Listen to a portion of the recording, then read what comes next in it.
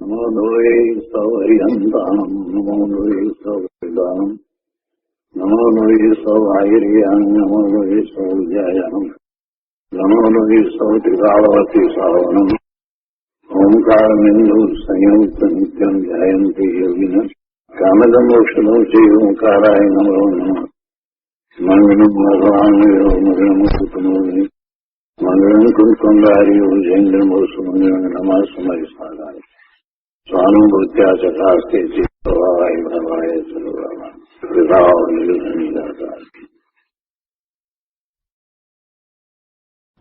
पंचास्तिकाय भगवान कुंकुंदाचार्य रचित पंचास्तिकाय तथा भगवान अमृतचंद्राचार्य रचित पंचास्तिकायની ટીકા સમય વ્યાખ્યા એનો સ્વાધ્યાય ચાલે છે. એમાં 25મી ગાથાનો સ્વાધ્યાય આપણે કરી રહ્યા છીએ. 25મી ગાથામાં વ્યવહાર કાળ પરાશ્રિત છે એ વાત બતાવી. પરાધીનપણું કઈ રીતે છે એ સમજાયું. વાસ્તવમાં એવું કાંઈ પરાધીનપણું નથી, માત્ર વ્યવહાર કાળ છે. તેનું જે માપ જે છે તે માપની અપેક્ષાએ એને પર નિમિત્તોની જરૂર છે. એટલે પરમાણુ વગેરે દ્વારા એનું માપ નક્કી થાય છે. વાસ્તવમાં તો વ્યવહાર કાળ છે તે નિશ્ચય કાળની પર્યાય છે અને એનો વિસ્તાર કરતા પૂજ્ય ગુરુદેવે ઘણી મહત્વની વાતો સમજાવી. તો હવે એ વાતને આગળ લઈએ છીએ. પ્રવચન પ્રસાદ ભાગ પહેલો, પાના નંબર 140. આ જે પ્રવચન શરૂ થયું છે 20 સંવત 2478 માવદ આઠમ સોમવારનું, તો એમાં કેટલો ભાગ કર્યો છે આપણે આગળ પહેલેથી લઈએ છીએ કે આત્મા અનંત જ્ઞાન આદિ સ્વભાવ વાળો ત્રિકાળ છે. ચિદાનંદ મૂર્તિ આત્મા એક કાળ સ્વરૂપ અભેદ છે. એક કાળમાં અભેદ પરિપૂર્ણ દ્રવ્યને જાણ્યું ત્યાં સ્વકાળ પ્રગટ્યો. એક કાળમાં પરિપૂર્ણ છે એટલે કે એ પરિપૂર્ણ તો છે, તો ક્યારે એ પરિપૂર્ણતાને સિદ્ધ કરવા માટે કોઈ લાંબો સમય, લાંબો ગાળો જોઈશે એમ નથી. અને એમ આપણે કહીએ કે દરેક સમયે ભગવાન આત્મા પરિપૂર્ણ છે, ત્રિકાળ એ શુદ્ધ છે, આ વાત કરીએ છીએ તો એ ત્રણેય કાળમાં દરેક સમયે ભગવાન આત્મા પરિપૂર્ણ છે. તો દરેક સમયની વાત તેમાં નીકળે જ છે. દરેક સમય એવો છે અને દરેક સમય એવો છે અને એવી જ્યારે એને પ્રતીત થાય છે એટલે સમ્યક દર્શન થાય છે તો જે શક્તિ રૂપે હતું એની પ્રગટતા થઈ અને એ પરિપૂર્ણ દ્રવ્યને એ વખતે એણે અનુભવ્યું. એ પર્યાયની એ જન્મ ક્ષણ છે, એ એનો સ્વકાળ છે. તો ગુરુદેવ કહે છે કે એ સ્વક્ષણ અથવા તો સ્વકાળ, એ કાળ વખતે ભગવાન આત્મા પરિપૂર્ણ છે એવું જ્યારે ભાન થયું તો એ ભાન થાય છે ત્યારે નિમિત્તરૂપ પરકાળનું પણ અસ્તિત્વ છે એમ પ્રતીતમાં આવી જાય છે. એક કાળમાં અભેદ પરિપૂર્ણ દ્રવ્યને જાણ્યું ત્યાં સ્વકાળ પ્રગટ્યો અને તેમાં નિમિત્તરૂપ પરકાળનું અસ્તિત્વ છે એમ પણ ત્યાં પ્રતીત થઈ જાય છે. જેને ચિદાનંદ આત્માનું ભાન નથી તેને તો સ્વકાળનું ભાન નથી અને તેવા નિમિત્તરૂપ કાળ દ્રવ્યનું પણ તેને યથાર્થ ભાન નથી.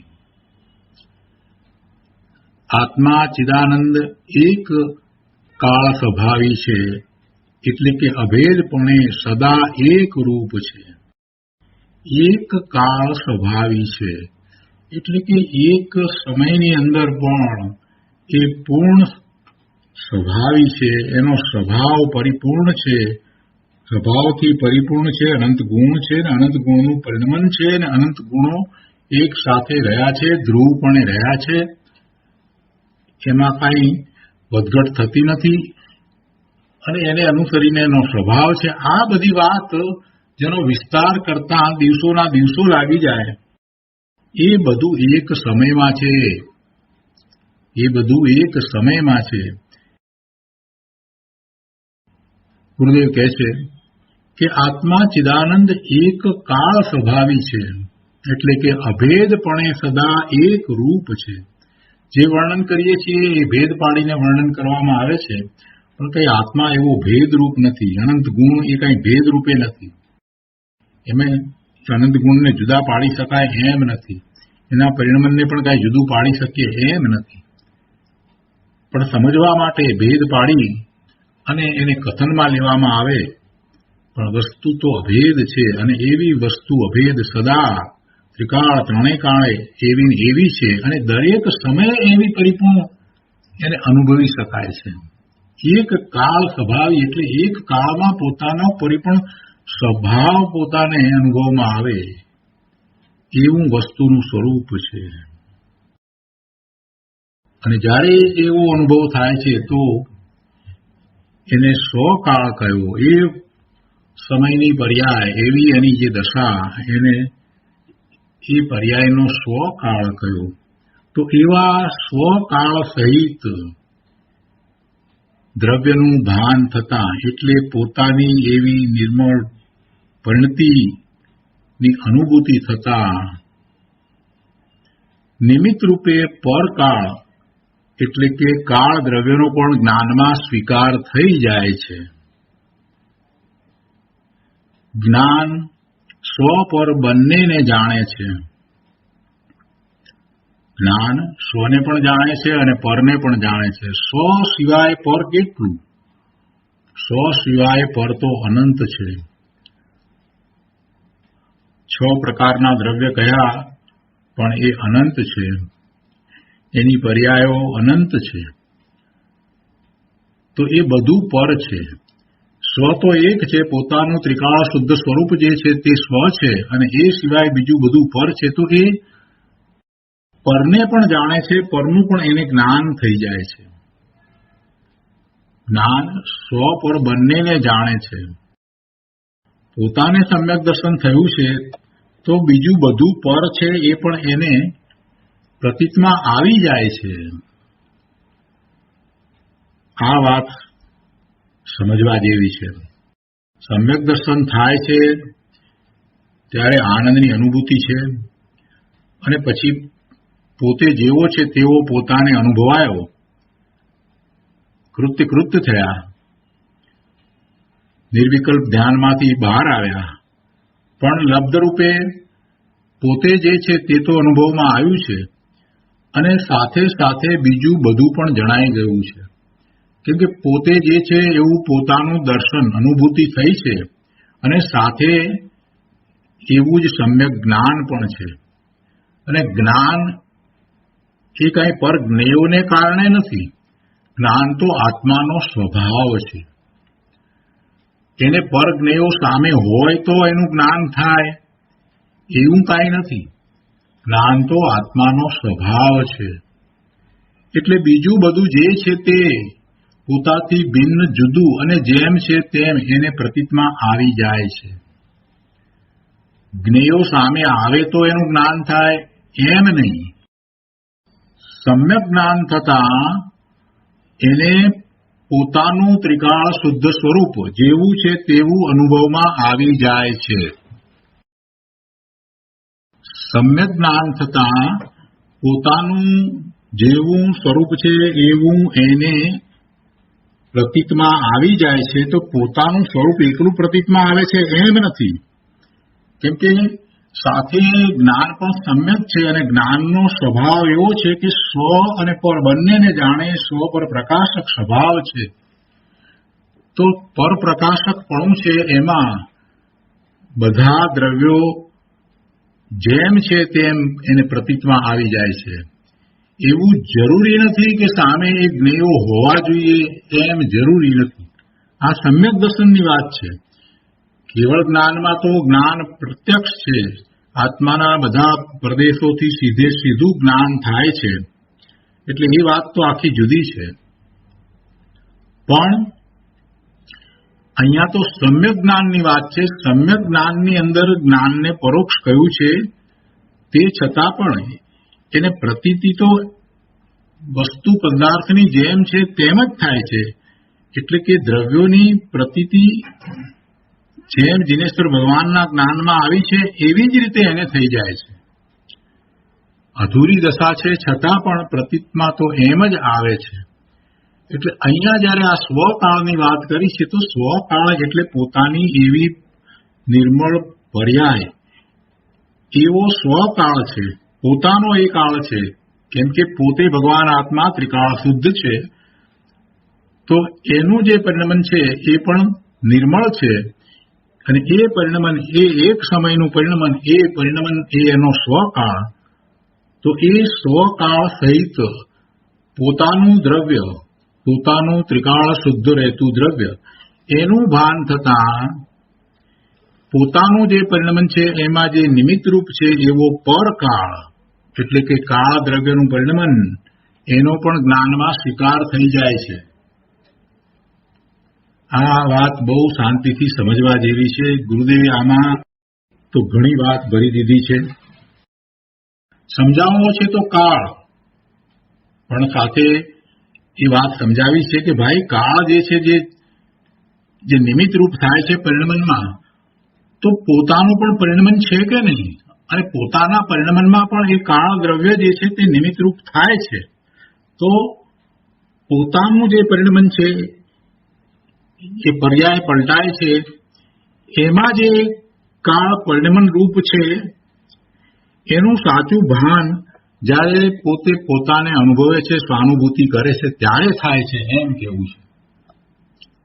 ત્યાં સુધી તો એણે જીનેશ્વર ભગવાનની વાણીમાંથી જે સાંભળ્યું અથવા તો એ શાસ્ત્રમાંથી વાંચ્યું, ગુરુના ઉપદેશ દ્વારા જાણ્યું છે, એટલે એ તો સવિકલ્પ દશામાં એને એવું જ્ઞાન વર્તે છે કે કાળ દ્રવ્ય છે, કાળ દ્રવ્યનું પરિણમન છે, કાળ દ્રવ્યની પર્યાય છે, અને એ બીજા બધા પદાર્થોના પરિણમનમાં નિમિત્ત કારણ છે. પણ અહીંયા તો એમ કે છે કે ભાઈ એ પણ એને પ્રતીતમાં આવી જાય છે. સ્વાનુભૂતિ થતા એ પ્રતીતમાં આવે છે. સ્વાનુભૂતિ થતા એને બરાબર યથાર્થપણે એ સમજાઈ જાય છે. કેવી રીતે સમજાઈ જતું હશે? ક્યારેય વિચાર કર્યો? ઘણી વાર એ વાક્ય તો આપણે સાંભળ્યા છે કે આત્માનું જ્ઞાન થતા બધું જ્ઞાન થઈ જાય છે, બધા પદાર્થોનું જ્ઞાન થઈ જાય છે. આવી વાત સાંભળે છે, માથું ધુણાવે છે, પણ એને એના ઉપર ક્યારેય વિચાર કર્યો કે કઈ રીતે થતું હશે? એક વાતને યાદ કરે તો વાત એને સમજાઈ જાય કે જ્ઞાનનો સ્વભાવ છે એ કોઈ પરથી નથી. પોતે જ્ઞાન સ્વભાવી ભગવાન આત્મા છે, જ્ઞાન ગુણ છે, અને એનું એવું ભવન છે. અને એ જ્ઞાન ગુણની શક્તિ જ એવી છે કે જ્ઞેય માત્રને જાણે. હવે જ્ઞેય માત્રને જાણવાનો એનો સ્વભાવ છે. એમાં સ્વજ્ઞેય એક અને અનંત એવા પરજ્ઞેય. તો કોઈ જ્ઞેયને એ બાકાત રાખી દે, છોડી દે અને જાણે એમ હોય નહીં. જ્ઞેય માત્રને જાણે. આ જ્ઞેય માત્રને જાણવાનો સ્વભાવ એ જ જ્ઞાનનું પરપ્રકાશકપણું છે. સ્વજ્ઞેય સિવાય પરજ્ઞેય માત્રને પણ એ જાણે છે. એટલે એ પરજ્ઞેયોની પ્રસિદ્ધિ એના પરપ્રકાશક સ્વભાવ દ્વારા થઈ જાય છે. અને સ્વને જાણે છે તો એને સ્વાનુભૂતિ થાય છે, એટલે પોતાની પ્રસિદ્ધિ પણ એને થાય છે. એવો સ્વ પર પ્રકાશક જ્ઞાનનો સ્વભાવ છે. જ્યારે જ્ઞાનનો આવો જ સ્વભાવ હોય તો પછી જેટલા જ્ઞેય છે એ બધા જ્ઞેયને એ જાણે. સમ્યક દર્શન છે માટે ન જાણે એમ ન હોય. સમ્યક દર્શન છે ત્યારે પણ એને જ્ઞેય માત્રની પ્રતીત હોય છે. ભલે એ જ્ઞાન એનું પ્રત્યક્ષ નથી, સીધે સીધું નથી, છતાં પણ એ પરોક્ષપણે એ એને જાણે છે. એટલે એને પ્રતીતમાં બધું જ આવી જાય છે. જગત આખાના બધા જ પદાર્થોની એને પ્રતીત થઈ જાય છે. એમ નથી કે હજી છદ્મસ્ત અવસ્થા છે તો કેટલાક જ્ઞેયોને જાણે, કેટલાક જ્ઞેયોને ન જાણે, એમ નહીં. પરંતુ એ બધું એને પ્રતીતમાં આવી જાય છે. સમ્યક દ્રષ્ટિને છ દ્રવ્યો જેમ છે તેમ જ પ્રતીતમાં છે. એનું એમ જ ભાન છે, એવું જ ભાન છે. ક્યાંય કોઈ વિશે વિપરીતતા નથી. કોઈ પણ દ્રવ્ય વિશે કે એના પરિણમન વિશે એને કોઈ રીતે વિપરીતતા હોય જ નહીં. આ વાત મહત્વની છે. આપણે બોલીએ છીએ કે સમ્યક દર્શન થયું, આત્માને જાણ્યો એટલે સર્વને જાણ્યું, કૃપાળુ દેવે કહ્યું છે, વાત બરાબર છે. પણ ભાઈ જરાક શાંતિથી વિચાર કરવો કે આત્માને જાણતા સમ્યક દ્રષ્ટિ હજી જે ચોથા ગુણસ્થાનની ભૂમિકામાં છે, એને બધું કેવી રીતે જ્ઞાન થઈ જાય? એને બધું જ્ઞાન કેવી રીતે થાય? તો એ જ્ઞાનની પ્રતીત છે, એટલે કે એ છ દ્રવ્ય છે અને વસ્તુ સ્વરૂપ જેમ છે તેમ એને પ્રતીતમાં આવે છે. કેવળી ભગવાનને દરેક સમયની પર્યાય બધા જ દ્રવ્યોની એક સમયમાં જે રીતે જણાય છે એ પ્રત્યક્ષપણે છે. આને એનો સ્વીકાર છે એટલે પરોક્ષપણું છે. જ્ઞેયો છે અને જ્ઞેયો જ્ઞાનમાં ઝળકે છે. અનંત જ્ઞેયો છે, દરેક પદાર્થનું પરિણમન છે અને એની અનંત પર્યાય છે, એનો આવો જ પ્રવાહ છે. આ બધું એને પ્રતીતમાં આવી જાય છે. એનાથી પોતે જુદો ભગવાન આત્મા છે એમ ભેદ જ્ઞાન સતત વર્તે છે. તો અહીંયા કહે છે કે જેને ચિદાનંદ આત્માનું ભાન નથી તેને તો સ્વકાળનું ભાન નથી અને તેવા નિમિત્તરૂપ કાળ દ્રવ્યનું પણ તેને યથાર્થ ભાન નથી. એટલે મિથ્યા દ્રષ્ટિને કાંઈ આ કાળ દ્રવ્યનું ભાન છે નહીં. ઠીક છે, એ અભ્યાસ કરે છે, સમ્યક દર્શન નથી થયું ત્યાં સુધી એ અભ્યાસ કરે છે અને આગમ પ્રમાણ દ્વારા એવી શ્રદ્ધા પણ કરે છે. એટલે એની શ્રદ્ધા એ સ્વવિકલ્પ દશામાં એવી થઈ છે.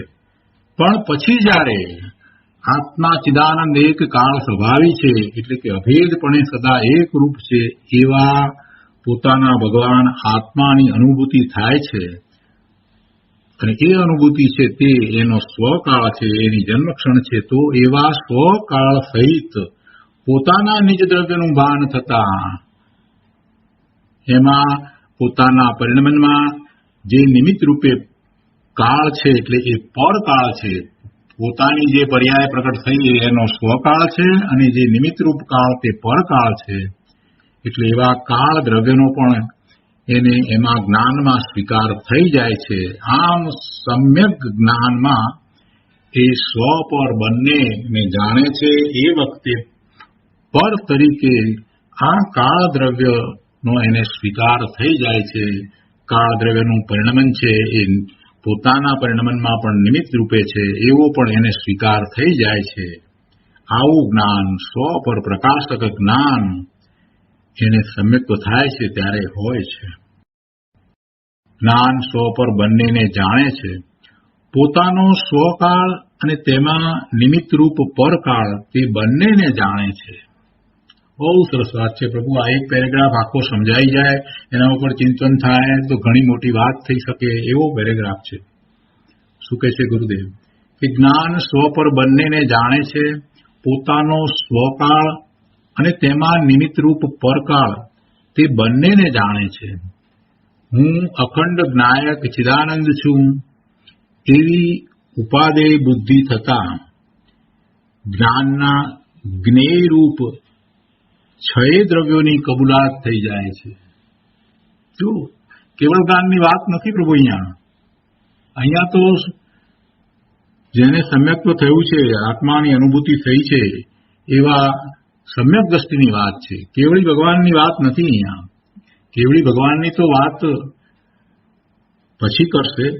કેવળ જ્ઞાનમાં તો બધું પ્રત્યક્ષ જણાય છે, પણ અહીંયા તો જેને સમ્યક દર્શન થાય છે એની વાત લીધી છે. એટલે કહે છે કે હું અખંડ જ્ઞાયક ચિદાનંદ છું એવી ઉપાદેય બુદ્ધિ થતા જ્ઞાનના જ્ઞેય રૂપ છ દ્રવ્યોની કબૂલાત થઈ જાય છે. સમ્યક દ્રષ્ટિને છ દ્રવ્યો છે એવી કબૂલાત થઈ જાય છે. એટલે કે જે દિનેશ્વર ભગવાનની વાણીમાં છ દ્રવ્યની વાત આવી છે એની એને બરાબર શ્રદ્ધા થઈ જાય છે. એમ જ છે, હવે એને કોઈ ફેરવી શકે નહીં.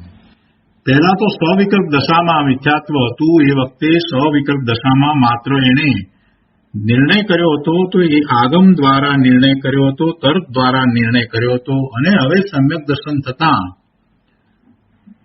એને સમ્યક સાચી કબૂલાત થઈ જાય છે. જો કબૂલાત શબ્દ મૂક્યો છે ગુરુદેવે અહીંયા.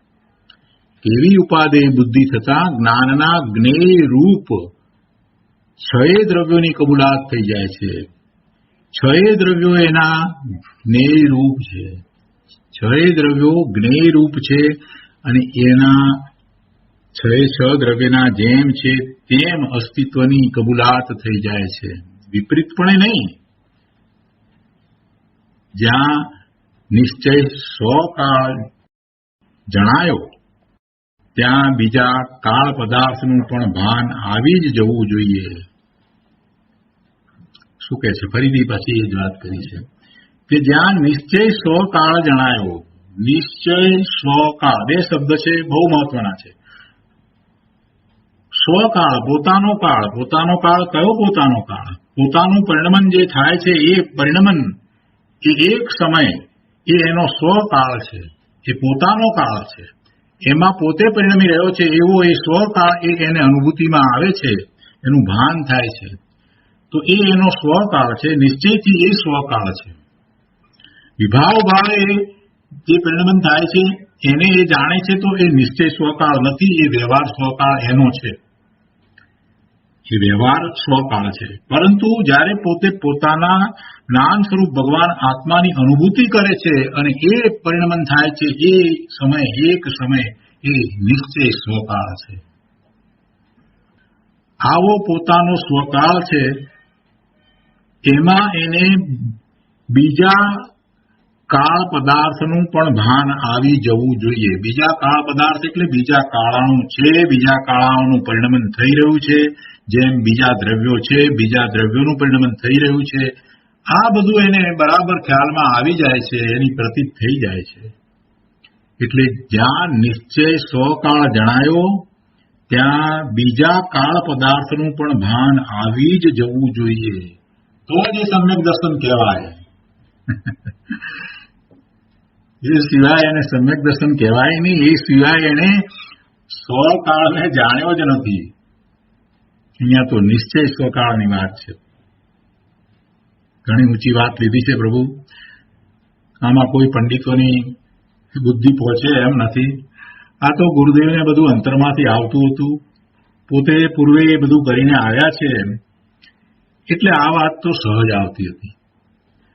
આચાર્ય ભગવાનના અંતરમાં જે વાત પડી છે એ વાત એવી જ રીતે ગુરુદેવે અહીંયા પ્રગટ કરી છે. આગળ કહે છે કે જો કાળને ન માને તો અહીં પોતાના જ્ઞાનની પૂર્ણતા જ સિદ્ધ થતી નથી. જો કાળને ન માને તો પોતાના જ્ઞાનની પૂર્ણતા જ સિદ્ધ થતી નથી. પોતે પરિપૂર્ણ જ્ઞાન સ્વભાવી ભગવાન આત્મા છે તો સ્વને પણ જાણે છે અને પરને પણ જાણે છે. તો પછી પરને એ જાણે છે તો પર જ્ઞેય માત્રને જાણે. ભલે ને ઉઘાડ ઓછો છે, છદ્મસ્ત અવસ્થા છે, તેથી શું થયું? પ્રતીતમાં તો જેમ છે તેમ જ્ઞેય માત્ર આવી જ જવા જોઈએ. જ્ઞેયનું પ્રત્યક્ષપણું એને એમાં જ્ઞાનની પર્યાયમાં નથી. વર્તમાન જ્ઞાનની પર્યાયની અંદર દરેક જ્ઞેય એને પ્રત્યક્ષપણે જેમ છે તેમ જ જણાય એવું તો કેવળી ભગવાનને હોય છે. પણ આને એ જ્ઞેય માત્ર ની પ્રતીત હોય છે એ વાત ગુરુદેવ કહી રહ્યા છે. જયારે જ્ઞેય માત્રની પ્રતીત છે તો જ્ઞેય તરીકે આ બધા જ દ્રવ્યો છે તો કાળ દ્રવ્ય પણ છે અને એ એને સમ્યક જ્ઞાન થતા નક્કી થઈ જાય છે. એટલે કાળ દ્રવ્યનું એનું માનવું છે તે સમ્યકપણે માનવું છે. સમ્યક દ્રષ્ટિનું જે કાળનું માનવું છે તે સમ્યકપણે માનવું છે. જેમ આપણે ક્રમબદ્ધ પર્યાયની વાત કરીએ છીએ ત્યારે પણ કહીએ છીએ ને કે ક્રમબદ્ધ પર્યાયનો સ્વવિકલ્પ દશામાં નિર્ણય થાય ત્યાં સુધી વાસ્તવમાં ખરેખર એને ક્રમબદ્ધ પર્યાયને જાણી છે એમ કહેવાય જ નહીં. ક્રમબદ્ધ પર્યાય તો સ્વાનુભૂતિ થતા એને સમ્યકપણે જણાઈ જાય છે કે વસ્તુનું સ્વરૂપ આવું જ છે, ક્રમબદ્ધ સ્વરૂપ છે. આજકાલ બધા ક્રમબદ્ધ પર્યાયની વાત કરવા માંડ્યા છે અને પોતપોતાની મતિ કલ્પનાએ અર્થ કરે છે. અને કોઈક લોકો તો પછી સંપ્રદાયના બીજા કંઈક પંડિતો તો જાત જાતની વાતો પણ કરે છે કે આ બધું દિગંબરોને આવી રીતે માન્યું, તેવી રીતે માન્યું ને, કેમ કે સમજ્યા નથી ને, એ લેવલે પહોંચ્યા નથી ને વાત કરે છે. સમ્યક દર્શન વિના ક્રમબદ્ધ પર્યાય સમ્યકપણે સાચી રીતે ખ્યાલમાં આવતી જ નથી. સમ્યક દર્શન વિના ક્રમબદ્ધ પર્યાયનો ખ્યાલ આવતો જ નથી.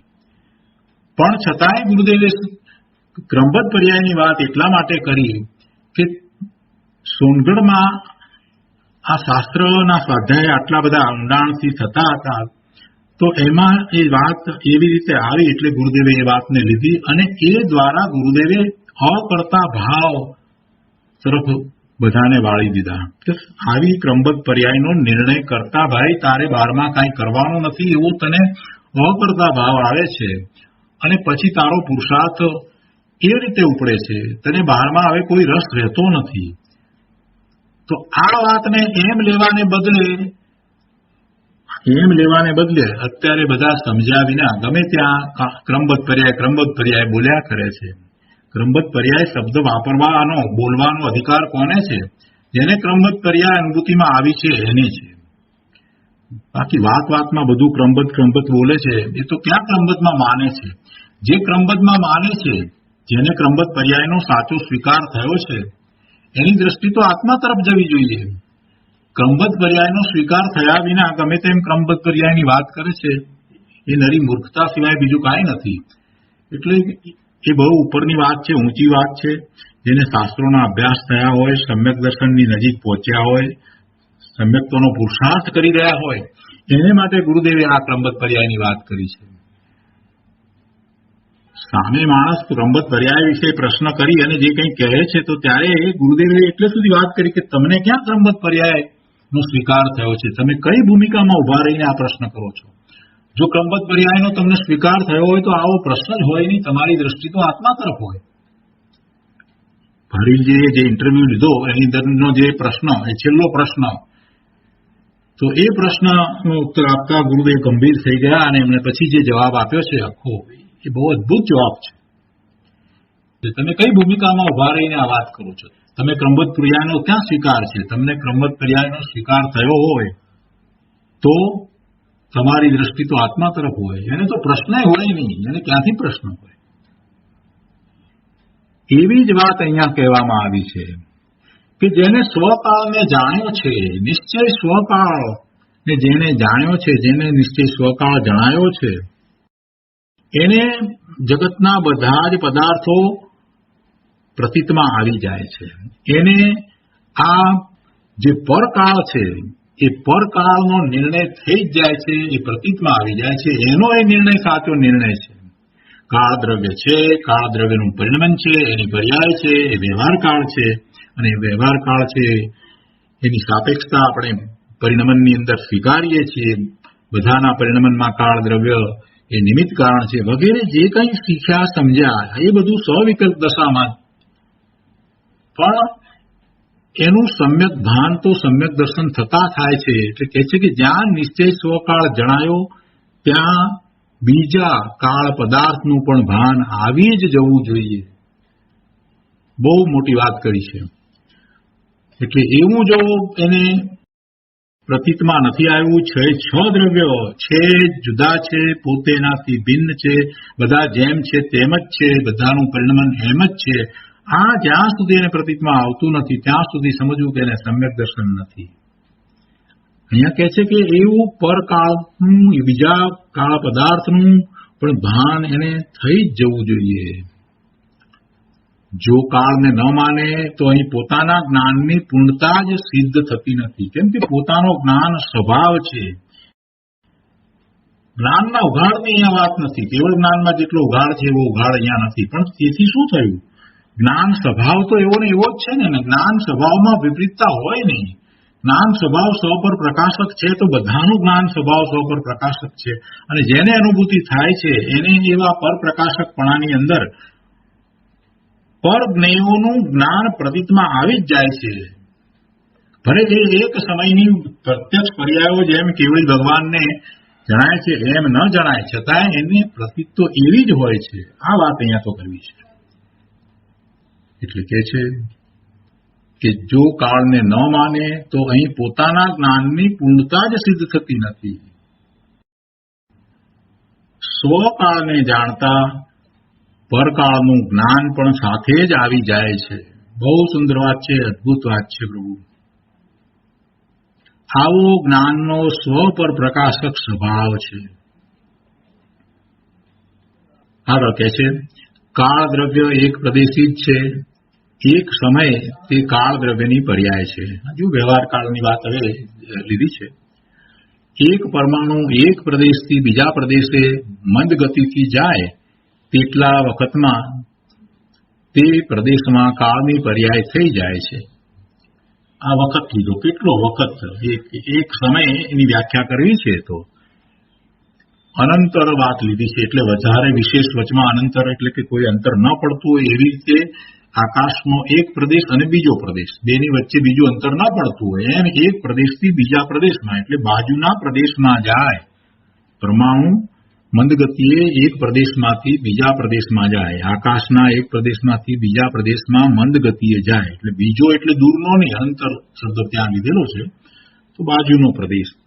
તો એ જે સમયગાળો છે એ વખત છે એને એક સમય કહેવામાં આવે છે. તેટલા વખતમાં તે પ્રદેશમાં કાળની પર્યાય થઈ જાય છે.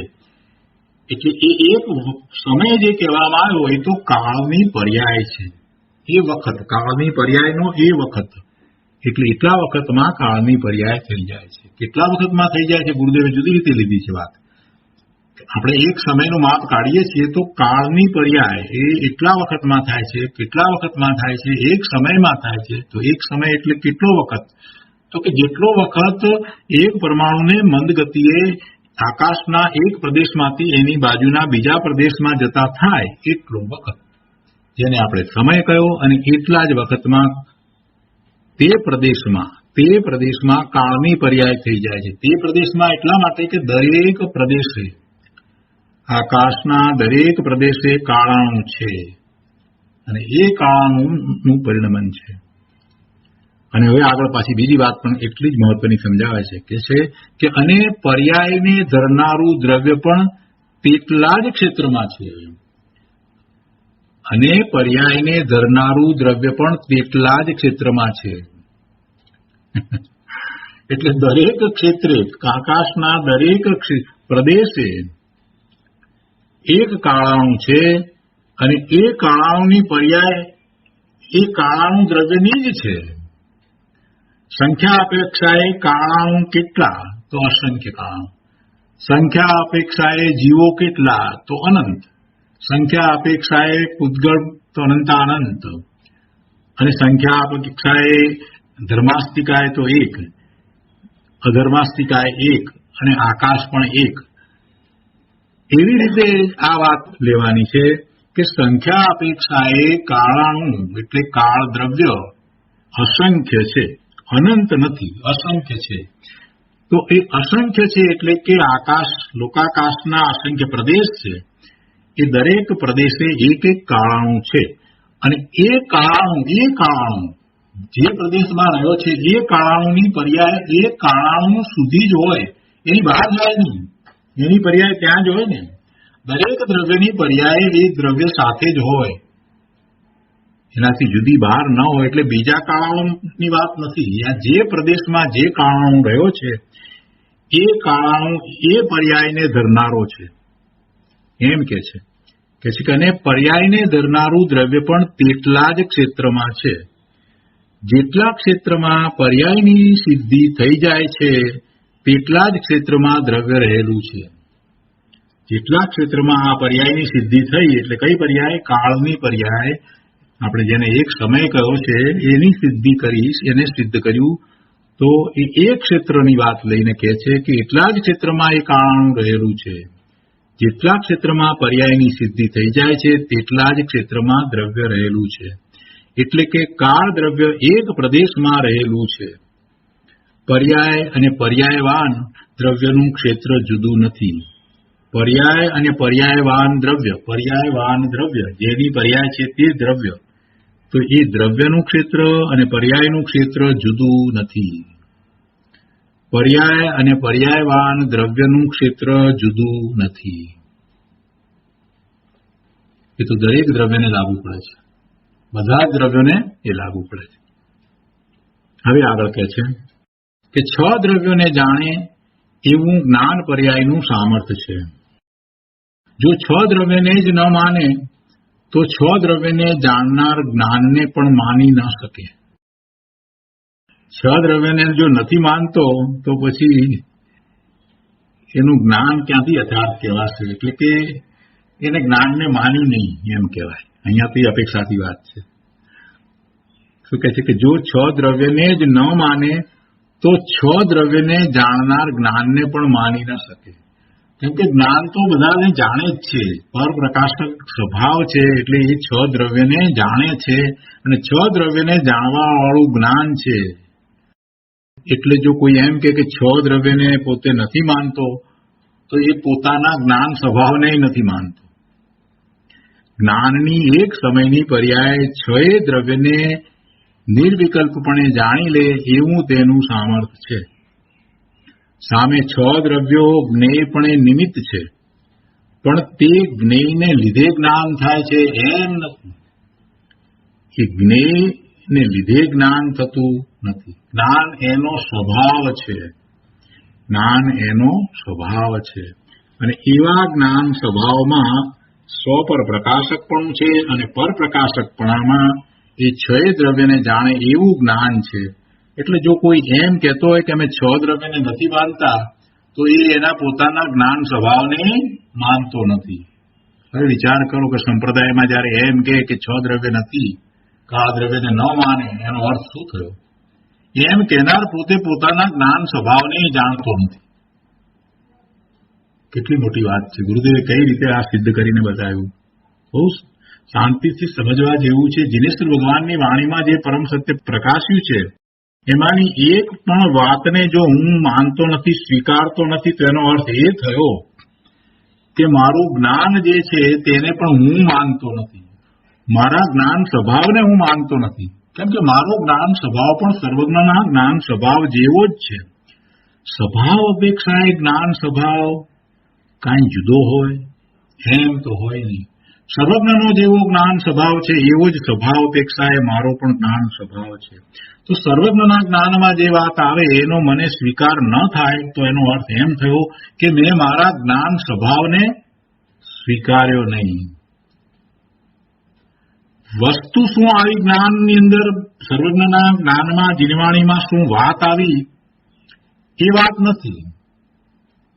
વાત એ છે કે જ્યારે સર્વજ્ઞનો જ્ઞાન સ્વભાવ સર્વને જાણવા વાળો છે એ વાત જે રીતે આવી છે એ જ વાતનો એ જ રીતે જો સ્વીકાર નથી, એ જ રીતે સ્વીકાર થતો નથી તો એનો અર્થ એ થયો કે પોતે પોતાના જ્ઞાન સ્વભાવને જાણતો જ નથી, સ્વીકારતો નથી. એને પોતાના જ્ઞાન સ્વભાવની પણ એને જાણ નથી, એનો સ્વીકાર નથી. પ્રતીત તો પછી થાય. પોતે ભગવાન આત્મા જ્ઞાન સ્વભાવી છે, સર્વજ્ઞ પરમેશ્વર પણ જ્ઞાન સ્વભાવી છે. તો જ્ઞાન સ્વભાવમાં કાંઈ ફેર નથી. એટલે સર્વજ્ઞના જ્ઞાનમાં જે વાત આવી હોય એ વાત એમના જ્ઞાન સ્વભાવને કારણે છે. સર્વજ્ઞને જે વાત જગત આખાનું સ્વરૂપ જેમ છે તેમ એક સમયમાં યુગપદ એક સાથે બધી પર્યાયોને જાણે એવું એક સમયમાં જો એમને જાણપણું છે તો એ એમના જ્ઞાન સ્વભાવને કારણે છે. અને આ જીવનો જ્ઞાન સ્વભાવ પણ એવો જ છે. એટલે ભલે એ સર્વજ્ઞ જે જાણે છે એ બધાને અત્યારે ભલે જાણતો નથી, પણ એને એવો સ્વીકાર તો થવો જ જોઈએ કે જે વાત સર્વજ્ઞના જ્ઞાનમાં આવી છે એમ જ છે. જે એવો સ્વીકાર નથી તો એનું પોતાનું જે પરપ્રકાશકપણું છે એમાં ઉણપ આવી ગઈ. એટલે કે બીજી રીતે કહીએ તો એ પોતે પોતાના જ્ઞાન સ્વભાવને જેમ છે તેમ જાણતો નથી, એનો એને વિશ્વાસ નથી. પોતાના જ્ઞાન સ્વભાવનો જ એને વિશ્વાસ નથી. જેને પોતાના જ્ઞાન સ્વભાવનો વિશ્વાસ નથી એ પછી પોતાના જ્ઞાન સ્વભાવની પ્રાપ્તિનો પુરુષાર્થ ક્યાંથી કરશે? અહીંયા કહે છે કે 6 દ્રવ્યોને જાણે એવું જ્ઞાન પર્યાયનું સામર્થ્ય છે. જુઓ, એમાં ક્યાંય એમ નથી કહ્યું કે સર્વજ્ઞ ભગવાનની જ્ઞાન પર્યાયનું સામર્થ્ય છે એમ નથી કહ્યું. જ્ઞાન પર્યાયનું સામર્થ્ય છે. શબ્દને જરાક સમજવાની જરૂર છે. તો જ્ઞાન પર્યાય તો કોની છે? એ તો જ્ઞાનની પર્યાય છે. જીવ માત્ર જ્ઞાન સ્વભાવી ભગવાન આત્મા છે, તો એની દરેકની જ્ઞાન પર્યાયનું એવું 6 દ્રવ્યને જાણવાનું સામર્થ્ય છે. આવા સ્વભાવનો, આવા જ્ઞાન સ્વભાવનો સ્વીકાર, આવો જ્ઞાન સ્વભાવ એ મારો છે, એ હું છું, આવો જેને સ્વીકાર થઈ જાય છે એને સમ્યક દર્શન થાય છે. ગુરુદેવે તો અહીંયા અમૃત રેડ્યા છે. શું કે છે? 6 દ્રવ્યોને જાણે એવું જ્ઞાન પર્યાયનું સામર્થ્ય છે. જો 6 દ્રવ્યને જ ન માને તો 6 દ્રવ્યને જાણનાર જ્ઞાનને પણ માની ન શકે. પોતે પોતાના જ્ઞાનને માનતો નથી, પોતાના જ્ઞાન સ્વભાવને એ માની શકે નહીં. જ્ઞાનની એક સમયની પર્યાય 6 દ્રવ્યને નિર્વિકલ્પપણે જાણી લે એવું તેનું સામર્થ્ય છે. કોનું સામર્થ્ય છે? જ્ઞાનની પર્યાયનું સામર્થ્ય છે. કોના જ્ઞાનની પર્યાયનું સામર્થ્ય છે? જીવ માત્રના જ્ઞાનની પર્યાયનું એવું સામર્થ્ય છે. અહીંયા તો શુદ્ધ આત્માની વાત ચાલે છે પ્રભુ. જીવ માત્રની વાત કરીએ છીએ અત્યારે, એ રીતે વાત કરીએ છીએ. વર્તમાન પર્યાયને એક બાજુ પર રાખો, વર્તમાન પર્યાયમાં જે ઉઘાડ છે એને એક તરફ રાખો. અહીંયા તો જ્ઞાનની વાત ચાલે છે. ભગવાન આત્મા જ્ઞાન સ્વભાવી પરિપૂર્ણ છે, તો દરેકનો આત્મા એવો જ જ્ઞાન સ્વભાવી છે. તો એના જ્ઞાનનું એવું સામર્થ્ય છે કે 6 દ્રવ્યને વિકલ્પ વિના નિર્વિકલ્પપણે એક સમયમાં એ જાણે એવું એનું સામર્થ્ય છે. અને એવા સામર્થ્યની જયારે વાત કરીએ છીએ તો પછી એમ નક્કી થઈ જાય છે કે એને 6 દ્રવ્યનો સ્વીકાર હોવો જોઈએ. જો 6 દ્રવ્યનો એ સ્વીકાર નથી કરતો, 6 દ્રવ્યને માનતો નથી, તો એને પોતે પોતાના એવા સામર્થ્યપૂર્ણ જ્ઞાન સ્વભાવને પણ માન્યો નથી. બાકી 6 દ્રવ્યનું જ્ઞાન છે એટલે જ્ઞાન સ્વભાવી છે એમ નથી. જ્ઞાન તો એનો સ્વભાવ છે અને પેલા તો પરજ્ઞેય તરીકે જણાય છે. એટલે ગુરુદેવ કહે છે કે સામે 6 દ્રવ્યો જ્ઞેયપણે તો નિમિત્ત છે, પણ એ જ્ઞેયને લીધે જ્ઞાન થતું નથી. જ્ઞાનનો તો પોતાનો એવો સ્વભાવ છે. અહીંયા કહે છે વ્યવહાર સમયની વાતને હવે વધારે સમજાવે છે. ગુરુદેવ કહે છે કે સમય, નિમિષ, ઘડી, દિવસ વગેરે વખતનું માપ છે. વખત કહો કે સમય કહો, ટાઈમ કહો, વગેરે વખતનું માપ છે. વખત શબ્દ બરાબર ગુરુદેવે પ્રયોજ્યો છે, કેમ કે સમય કહેતા આપણને પેલો એક સમય જે માપરૂપ છે એનો ખ્યાલ આવે છે, તો આપણે વખત કહીએ. ઇંગ્લિશમાં જેને આપણે ટાઈમ કહીએ. સમય, નિમિષ, ઘડી, દિવસ વગેરે વખતનું માપ છે. તે કાળ દ્રવ્યની વ્યવહાર પર્યાય છે. તે વ્યવહાર પર્યાયનું માપ પર દ્રવ્યની અપેક્ષાથી થતું હોવાથી તે વ્યવહાર કાળને પરાધીન કહેવામાં આવે છે. વ્યવહાર કાળનું માપ આ પ્રમાણે છે. મદ ગતિથી પરિણમેલો પરમાણુ આકાશના એક પ્રદેશથી અનંતર એટલે બાજુમાં રહેલા બીજા પ્રદેશમાં, આકાશના બીજા પ્રદેશમાં જાય તેટલા વખતને સમય કહે છે. ત્યારે અસંખ્યાત સમય વીતે છે ત્યારે એક નિમિષ થાય છે. 15 નિમિષનો એક કાષ્ટા થાય છે અને 30 કાષ્ટા થાય ત્યારે એક કલા થાય છે. તથા 20 કલાથી થોડું અધિક થાય ત્યારે એક નાળી અથવા ઘડી થાય છે. અને એની માટે પહેલા એવા સાધન વાપરવામાં આવતા હતા, ઘડી વાપરવામાં આવતી હતી. તો એ માટે એની વાત લીધી છે. ગુરુદેવ કહે છે કે જે પાણીમાં મૂકેલી કાણાવાળી વાટકી, એટલે પછી એ કાણામાંથી પાણી આવતા આવતા ભરાઈ જાય એટલે જે વખત ગયો હોય એ રીતે એનું માપ ગણવામાં આવતું. અને પેલી ઘડી કદાચ કેટલાક લોકોએ જોઈ હશે, કાચની ઘડી હોય, ઉપરથી પહોળી હોય, વચ્ચે એકદમ સાંકડી હોય અને પાછી નીચેથી પહોળી હોય. તે સાંકડા ભાગમાંથી ઉપરના ભાગમાં ભરેલી રેત છે ધીરે ધીરે નીચે આવતી જાય અને બધી રેત નીચે આવી જાય. તો એ જે માપ હોય છે એ ઘડી, એક ઘડી થઈ એટલું માપ હોય છે. એ બધું આશરે હતું, એ બનાવવામાં આવતી હતી ઘડી. અને એ વખત, જે વખતમાં ઘડિયાળ ન હતી ત્યારે એવી ઘડી લઈ અને લોકો સામાયિક કરવા બેસતા તો એને પછી ફેરવી નાખે એટલે પછી 2 ઘડી થઈ. આ રીતે હતું. તો અહીંયા એ વાત લીધી છે કે જે પાણીમાં મૂકેલી કાણાવાળી વાટકી અથવા રેતીવાળી ઘડીથી જાણી શકાય છે. તો આવી 2 ઘડી થાય ત્યારે એક મુહૂર્ત થાય છે. 20 કલાકથી થોડુંક અધિક થાય ત્યારે એક ઘડી થાય છે. અને આવી 2 ઘડી થાય ત્યારે એક મુહૂર્ત થાય છે. એક ઘડી એટલે આશરે 24 મિનિટ ને 2 ઘડી એટલે 48 મિનિટ. જ્યારે 20 મુહૂર્ત વીતે ત્યારે એક દિવસને રાત્રિ થાય છે. અહીંયા 20 નહીં પણ 30 જોઈએ. 30 મુહૂર્ત વીતે છે ત્યારે એક દિવસ અને રાત્રિ થાય છે, 24 કલાક થાય છે, કે જે સૂર્યની ગતિથી જાણી શકાય છે. એક દિવસ અને 30 દિવસનો મહિનો, 2 મહિનાની ઋતુ એટલે વર્ષની 6 ઋતુ છે. 3 ઋતુનું અયન એટલે અડધું વર્ષ છે. અને 2 અયનનું વર્ષ થાય છે. અને જ્યાં સુધી વર્ષની ગણતરી થઈ શકે છે ત્યાં સુધી સંખ્યાત કાળ કહેવાય છે. જ્યાં સુધી વર્ષની ગણતરી થઈ શકે ત્યાં સુધી સંખ્યાત કાળ કહેવાય છે. પણ એની વર્ષની ગણતરી સંખ્યામાં ન કરી શકાય એટલો કાળ એની વાત કરવી હોય તેના પણ પછી માપ લીધા છે. તો કહે છે કે તે ઉપરાંત પલ્ય, સાગર આદિ અસંખ્યાત અથવા અનંત કાળ જાણવો. આવી રીતે વ્યવહાર કાળ દ્રવ્યના પરિણમનની મર્યાદાથી ગણવામાં આવે છે. આ બીજું દ્રવ્ય જે છે એનું પરિણમન જે થાય છે એની મર્યાદા પૂર્વક આવો વ્યવહાર કાળ ગણવામાં આવે છે. પહેલા તો પરમાણુથી લઈને વાત કરી, એમાં સમયની વ્યાખ્યા કરી અને પછી આ રીતે બધું લીધું. સૂર્યની ગતિનો વિચાર કરીને દિવસનું માપ, આ બધું લીધું. તો કહે છે કે મૂળ દ્રવ્ય તો નિશ્ચય કાળ છે. મૂળ દ્રવ્ય નિશ્ચય કાળ છે અને નિશ્ચય કાળ દ્રવ્ય ત્રિકાળ છે. કાળાનું અસંખ્ય છે. આકાશના, લોકાકાશના દરેક પ્રદેશમાં એક કાળાણુ રહ્યો છે. એ નિશ્ચય કાળ દ્રવ્ય છે અને એ ત્રણેય કાળે છે. તેમાં પરની અપેક્ષા નથી. તે સ્વાધીન છે, તેનું પરિણમન પણ સ્વાધીન છે અને એ મૂળ પદાર્થ છે, એ દ્રવ્ય છે.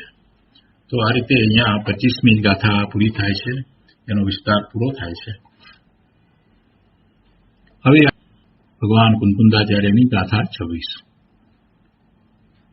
અણત્થી ચિરમ વા ક્ષિપમ મત્તા રહિદમ તુ સાવી ખલુ મત્તા પોગલ દવ્યેણ વિણા તમહા કાલો પડુચ્ચ ભવો.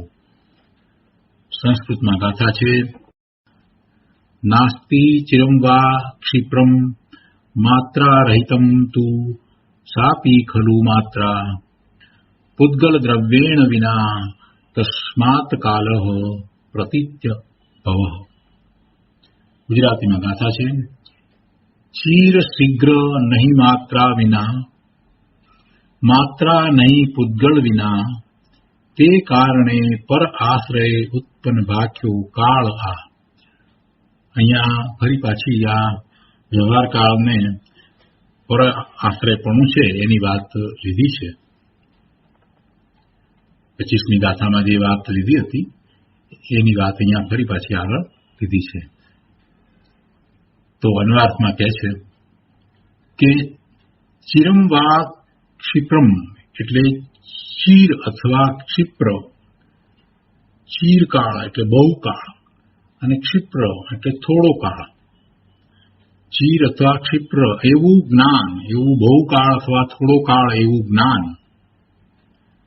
માત્રા રહિતમ તું ન અસ્તિ એટલે એવું જ્ઞાન પરિમાણ વિના, કાળના માપ વિના હોય નહીં. આ લાંબો કાળ છે કે ટૂંકો કાળ છે એનું માપ, એની ખબર કેવી રીતે પડે? એનું એવું જ્ઞાન કેવી રીતે થાય કે આ લાંબો કાળ કેવો કે ટૂંકો કાળ? તો એવું જ્ઞાન, કાળનું માપ હોય તો ખબર પડે, એવું જ્ઞાન થાય. એટલે કે છે કે પરિમાણ વિના હોય નહીં.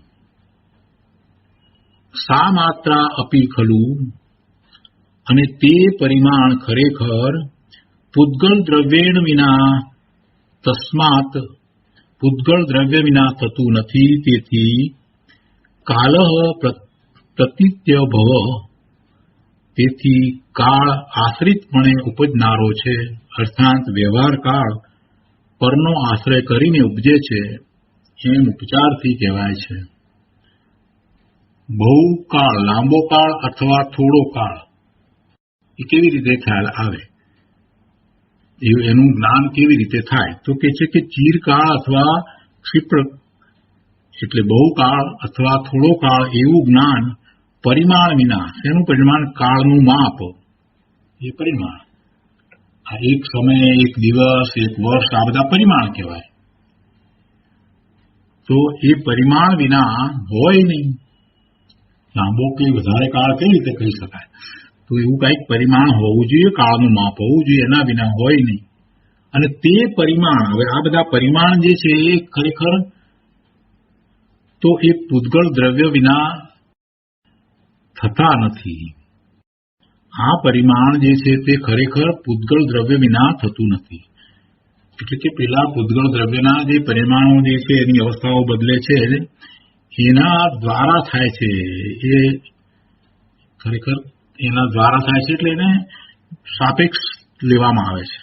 એટલે પૂદગળ દ્રવ્ય વિના થતું નથી. તેથી કાળ આશ્રિતપણે ઉપજનારો છે, અર્થાત વ્યવહાર કાળ પરનો આશ્રય કરીને ઉપજે છે, એમ ઉપચારથી કહેવાય છે. ખરેખર કાળ દ્રવ્ય છે અને એનું પરિણમન થાય છે, અને વ્યવહાર કાળ કયો છે, તો એમાં તેને કોઈની પરની અપેક્ષા નથી. પણ પેલા પરિમાણ છે ને, કાળનું પરિણમન થયું અને એના જે વ્યવહાર કાળ, તો એ વ્યવહાર કાળના જે માપ પરિમાણ જે છે ને, એમાં આ પૂદગળની અપેક્ષા રહી છે. આ સૂર્ય અને પરમાણુ ને એ બધાની અપેક્ષા એમાં રહી છે. એ માપ માટે અપેક્ષા રહી છે. એટલે એ અપેક્ષાથી, ઉપચારથી એને પરાશ્રિતપણું છે. એ ઉપચારથી પરાશ્રિતપણું કહ્યું છે. તો ટીકામાં અહીં કહે છે કે અહીં વ્યવહાર કાળના કથનચિત પરાશ્રિતપણા વિશે સત્ય યુક્તિ કહેવામાં આવી છે. જેમ 25મી ગાથામાં કહેવામાં આવી હતી, એ જ રીતે અહીંયા પણ કહે છે કે કથનચિત, કોઈ અપેક્ષાએ એના પરાશ્રિતપણા વિશે યુક્તિથી વાત કરવામાં આવી છે. સત્ય યુક્તિ કહેવામાં આવી છે. આગળ કહે છે, પ્રથમ તો નિમેષ, સમય આદિ વ્યવહાર કાળમાં ચીર અને ક્ષિપ્ર એવું જ્ઞાન, એટલે કે લાંબો કાળ અને ટૂંકો કાળ એવું જ્ઞાન થાય છે. તો તે જ્ઞાન ખરેખર લાંબા અને ટૂંકા કાળ સાથે સંબંધ રાખનાર પ્રમાણ વિના સંભવતું નથી. આ લાંબો કાળ અને આ ટૂંકો કાળ એવું જ્ઞાન કઈ રીતે થાય છે? તો કે છે કે તે જ્ઞાન ખરેખર લાંબા અને ટૂંકા કાળ સાથે સંબંધ રાખનારા પ્રમાણ વિના સંભવતું નથી. એટલે કાળ પરિમાણ વિના સંભવતું નથી. કાળનું પરિમાણ અને તે પ્રમાણ પૂદગળ દ્રવ્યના પરિણામ વિના નક્કી થતું નથી. તેથી વ્યવહાર કાળ પરના પરિણામ દ્વારા જણાતો હોવાથી, જો કે નિશ્ચયથી તે અન્યને આશ્રિત નથી, તો પણ આશ્રિતપણે ઉપજનારો કહેવામાં આવે છે. વ્યવહાર કાળ પરના પરિણામ દ્વારા જણાતો હોવાથી એ પરને અવલંબીને ઉપજતો કહેવામાં આવે છે. ખરેખર તો નિશ્ચયથી તો તે અન્યને આશ્રિત નથી. કાળનું પરિણમન સ્વતંત્ર છે. હવે કહે છે કે માટે જો કે કાળને અસ્થિકાયપણાના અભાવને લીધે અહીં અસ્થિકાયની સામાન્ય પ્રરૂપણામાં તેનું સાક્ષાત કથન નથી, તો પણ જીવ પૂદગલના પરિણામની અન્યથા અનુપપત્તિ વડે સિદ્ધ થતો નિશ્ચય રૂપ કાળ અને તેમના પરિણામને આશ્રિત નક્કી થતો વ્યવહાર રૂપ કાળ પંચાસ્તિકાયની માફક લોક રૂપે પરિણત છે એમ અતિ તીક્ષ્ણ દ્રષ્ટિથી જાણી શકાય છે. શું કહેવું છે અહીંયા? એક વાત એ કહી કે સાક્ષાત કથન અહીંયા કહેવામાં આવ્યું નથી. શેના વિશે? અસ્થિકાય જે છે 5, અને એ 5 અસ્થિકાયની સાથે આ કાળની વાત જે લેવામાં આવી, અસ્થિની વાત કરવામાં આવી છે, તો એના વિશે સાક્ષાત કથન નથી. એટલે સીધું સાક્ષાત એટલે સીધું. કાળનું વિસ્તૃત સીધું કથન શ્રી પ્રવચનસારના દ્વિતીય શ્રુતસ્કંધમાં કરવામાં આવ્યું છે. માટે કાળનું સ્વરૂપ વિસ્તારથી જાણવાના ઈચ્છુક જિજ્ઞાસુએ પ્રવચનસારમાંથી તે જાણી લેવું. આ એક વાત અહીંયા જે લીધી છે એ લીધી. તો પણ હવે આવું નથી લેવામાં આવ્યું એનું કારણ અહીંયા અસ્થિકાય એટલે એને કાયત્વ નથી, એટલે અહીંયા અસ્થિકાયની મુખ્યતાથી વાત છે એટલે નથી, એટલે અહીંયા નથી. આ પંચાસ્થિકાય ગ્રંથમાં નથી, પણ ત્યાં પ્રવચનસારમાં છે. હવે કહે છે આગળ કે તો પણ એ સાક્ષાત કથન નથી, તો પણ અહીંયા જે વાત કરવામાં આવી છે, એટલે કે પંચાસ્થિકાય ગ્રંથની અંદર અહીંયા આ આગમમાં જે વાત કરવામાં આવી છે, તો કહે છે કે તો પણ જીવ પૂતગલના પરિણામની અન્યથા અનુપપત્તિ વડે સિદ્ધ થતો નિશ્ચય રૂપ કાળ, જે આપણે અગાઉની ગાથામાં સમજ્યા છીએ કે જીવના અને પૂતગળના જે પરિણામ છે એ બીજી અન્ય રીતે એની ઉત્પત્તિ નથી. એટલે બીજી રીતે એની ઉત્પત્તિ નથી, એટલે અહીંયા અનુપપત્તિ શબ્દ મૂક્યો છે. જીવના પરિણામ અને પૂતગળના પરિણામ એ જ રીતે થાય છે, પરિણામની વાત છે. તો જીવ પૂતગળના પરિણામની અન્યથા અનુપપત્તિ વડે સિદ્ધ થતો, હવે કઈ રીતે અહીંયા એની ઉત્પત્તિ નથી? એટલે કે એને આ કાળ જે છે એનું નિમિત્તપણું છે, એમ કાળના નિમિત્તપણા વિના એની અનુપપત્તિ કહી છે. જીવનું પરિણમન અને પૂતગળ પરમાણુનું પરિણમન જે થાય છે એનું કાળ દ્રવ્યના નિમિત્ત વિના અન્યથા અનઉત્પન્નપણું છે, એના વિના ઉત્પન્નપણું નથી. એટલે કહે છે કે જીવ પૂતગળના પરિણામની અન્યથા અનુપપત્તિ વડે સિદ્ધ થતો નિશ્ચય રૂપ કાળ અને તેમના પરિણામને આશ્રિત નક્કી થતો, તેમના પરિણામને આશ્રિત એટલે આ જે જીવ પૂતગળના પરિણામ થઈ રહ્યા છે એ પરિણામને એવા પરિણમન થવામાં નિમિત્ત કારણ તરીકે કાળ દ્રવ્ય છે. એટલે એમાં જે માપ લેવામાં આવ્યું એ વ્યવહાર કાળનું માપ લેવામાં આવ્યું, અને વ્યવહાર કાળ છે તો એના આધારરૂપ નિશ્ચય કાળ છે, એ બધું અગાઉની ગાથામાં આવ્યું.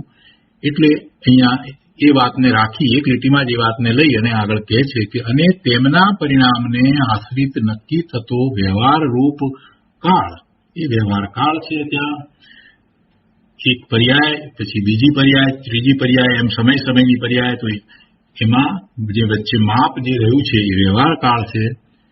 તો એમના પરિણામને આશ્રિત નક્કી થતો વ્યવહાર રૂપ કાળ પંચાસ્થિકાયની માફક લોક રૂપે પરિણત છે.